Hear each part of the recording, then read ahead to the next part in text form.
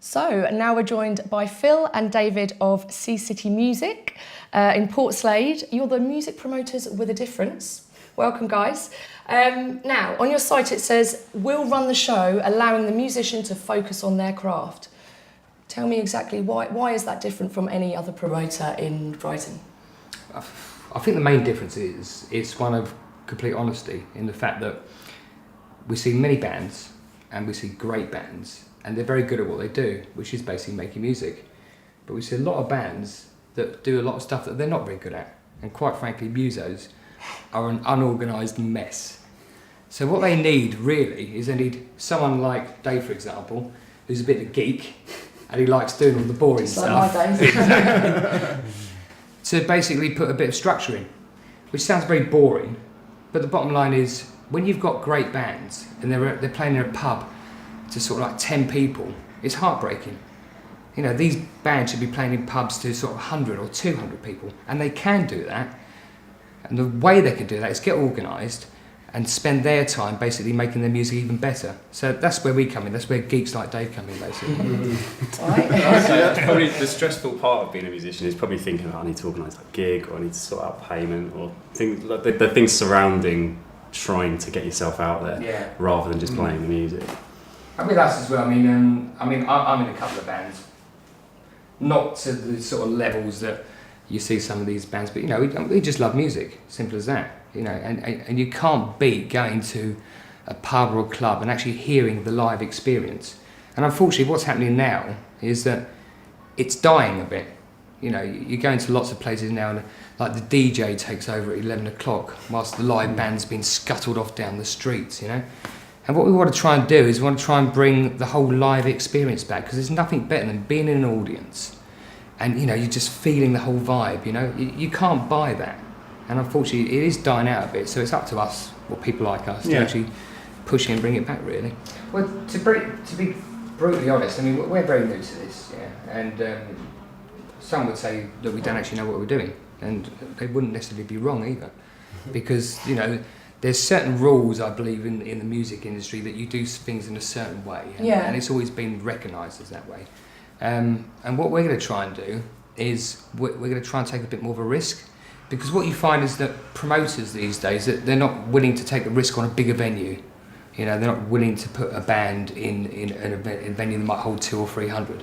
They'd rather just book them into the Dog and Duck down the road, which would get about 20 people in, and they think that's a successful night. But it's not a successful night, you know. And it's not about money. A successful night is a full house of people enjoying themselves and enjoying the music. That's a successful night. The atmosphere, the vibe, everything. Yeah. And when you go to a good night, you feel it as soon as you walk in, don't you? Exactly. Yeah, good music does help. So on the promotion side of things, I mean, we've only done a couple, but you know, the first big one we did was the Old Market. So we went down, we booked the venue. It held 500 standing. You know, I think we got about 340 people down for that one. We had 4 bands playing. They were 4 great bands, and everyone there had a fairly good time. But importantly, the bands had a good time as well, because these bands had an opportunity to play a proper stage with a proper sound system, with proper lights, and it was the whole experience of the day. Sometimes I think you can even feel that the bands are like, oh God, let's get this song out because the next ones are coming on. You can tell it's rushed, or you know, something's not quite right. They're not settled, or someone's pressuring them. So the fact that it's also exposure for them as well, because they're playing a bigger stage, and it's opening them up to a wider audience as well, and people are sort of taking it more. You know, it's not just playing a small venue. It's actually this is serious. And it really did open up to the audience, the Old Market, as far as I as much as I heard. We had a stage invasion. The Old Market weren't particularly happy with that. No. I mean, you mentioned you're kind of new to this. So, what's your background? What's your experience? And how did this become the thing you wanted to do? Well, in a way, I mean, I spent about 25 years being a manager in a large retail supermarket, and roughly about 4 or 5 years ago, I had a bit of a life-changing experience. Which basically made me realise that, you know, life's too short and time's too short. And I think on the spot I just sort of thought to myself, I don't want to do this anymore. So I just basically quit and decided, what do I enjoy doing? Well, I like music, I'll just try and do something with that then. And this is my way, if you like, of working in the music industry by actually manufacturing my own job, I Yeah. suppose. So 5 years down the line, are you happier than when you were in the supermarket? Oh God, yeah. I mean, Looking back, would you have made that same decision again? yes, I would have done, because what I've done over the last 5 years has been a series of very random events. Yeah, I'm basically the 5th year into my 10-year midlife crisis, so I'm halfway through. So I've done so many random things over the last few years, and I've met so many people that I would never have met, especially music-wise. You know, all the people you meet in open mics, gigs, or whatever. It's almost like it's a whole new circle of friends, it's a whole new community. That these people, I would never have met these people. And you know, if I'd stayed in the supermarket, there's no change, there's no difference there. You know, this has made a difference. You know, get up in the morning and do something different. It's as simple as that. And how did David the Geek get dragged into this then? I was just at a gig, I think it was about like last year, like it was a charity fundraiser that Phil was putting on, just at our local, and just got talking. Idea formulated in pubs. Best ideas. Some of the best ideas. Yeah. And I think a lot of it's sort of creating your dream job as well, basically, because it's a great environment to work in. It's a great area to be able to do that in around here. I can see the massive grin on your Yeah. face as you said that. So the Tom One Market was kind of your first big one. Was that successful? And do you feel this is financially kind of going to be viable? It was successful in the fact that basically it was a great night. Everyone enjoyed it. We didn't lose any money. We broke even.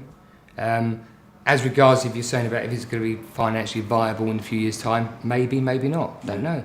He's not doing it for the money, guys. Doing it for you're the music. enjoying the events right now. Yeah. You know, you would like to think that you could actually make a living out of what you enjoy doing. That's the ultimate aim for anyone. Yeah. You know, if you can make a living out of what you enjoy doing, you've cracked life basically. haven't you? Cracked life. But this is very much a long-term thing. So it's not about next week or next month or next year. It's about, you know, let's build something. So for example, we've got rehearsal rooms that we've built in Portslade as well. They should be up and running in the next 2 to 3 weeks. And I mean, you've been down, Kathy. I was just going to say, I had a bit of a sneak peek, and can I just say they're very posh. Yeah, they're not normal rehearsal rooms, are they? That doesn't look like a rehearsal studio. It looks like you're walking in of I don't know, Cribs or whatever it is on MTV. You know? I was like, am I in the right place? And they were like, ha, open the door, and it's all like it's amazing. I don't want to say too much. Sounds good. I want to go. Yeah, then you should. So we've got the rehearsal rooms, and ultimately we're going to go into the management side of things, and it's C City Music it's called. And our aim is to basically have a very small roster of bands, probably about 6. Yeah. And the reason having a very small roster of bands is you can actually give the bands that you've got all the time, you know? You see some sort of managers or promoters, they have like 50 or 60 bands, yeah? Well, they can't be doing anything for those bands because they can't have time to do anything for those bands, you know? Sure. So as far as I can see, they're just taking loads of money and ripping people off. With us, we're going to pick 6 what we consider to be quality bands and put everything into them. It's more of a partnership as well, rather than you see some managers and with bands, and the bands are paying the managers a monthly chunk of money. And to us, it's a partnership. It's nothing to, you know, not interested in any of that side. Yeah. It's about working closely with the bands. Yeah. The Lanes are one of those bands, aren't Yes. they? Who else are on your books? Uncle Arthur. Yeah. We have another band I can't really say at the moment because we haven't officially signed them, I suppose. But they're a duo, a very young duo, sort of 19, 20 years old. They could be amazing. They could be really amazing. Okay. Yeah, but we've had talks with them, and we said the plan with them is we're not expecting them to do anything for the next 2 or 3 years, other than just work on what they're doing. You know, there's no point in rushing things out there or whatever. The fact that they're that young as well, they've not even kind of. You know, older artists will be used to the fact that perhaps the promoters haven't got their best interest at heart. I don't mean that they completely haven't, but like you said, if they've got 50 acts on the books, whereas if it's just sort of not one-on-one, but like if you get 6 acts, you're going to have a lot more time to spend with them. Do you find that they, like, the feedback from your acts have been that they can tell you care and like you have a really good working relationship? And... I would say so. And there's that trust thing, you know, it's like we said from the outset, you know, we're sort of part of the band in a lot of ways, and we're working in partnership. And so it's two-way sort of conversation, so they're honest with us, we're honest with them. It's not too short not to be honest. Yeah. It's easier if you're just honest and upfront about everything as well. Yeah. Guys, Thanks so much for joining us. Thank you. Bringing the Lanes with you, who are Yes. awesome. We're going to play out Not the end of the bad, show as well. So, I believe before you go, you might have a really good competition prize for us. Would you like to tell our audience? Go for it, David, because I can't remember the question. What we're going to do is, for 2 bands, we're going to give half a day in the studio. It's PA Rehearsal Studios. And the question is, with the Foo Fighters, Dave Grohl's favourite band, one of his favourite bands is Killing Joke. And the question is, who is the singer out of Killing Joke? And with that, they email into... Yeah, email into thisisbmusic@gmail.com. Yeah, and that's 2 prizes, 2 bands, half a day. And they're amazing. Great. The studio's And amazing. Phil and Dave was quite fast.